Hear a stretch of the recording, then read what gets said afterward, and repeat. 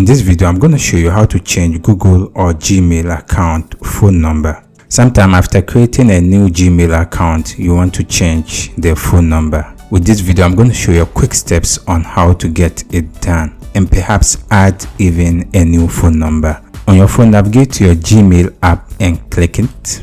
On the top right corner, click on the profile icon. Then proceed to manage your Google account.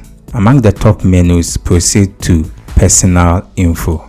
Then scroll down till you locate phone and click it. Then proceed to click on the phone number. Beside the phone number on the top, click on this icon. Then you need to enter your password for verification. Then proceed to next. Then click on that icon again. So in order to change your phone number, you should navigate to update number and click there. So now you have the option to delete this phone number and insert the new phone number that you want. After that, you then proceed to click on next.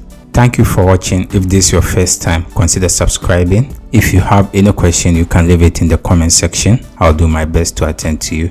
See you in the next video. Bye bye.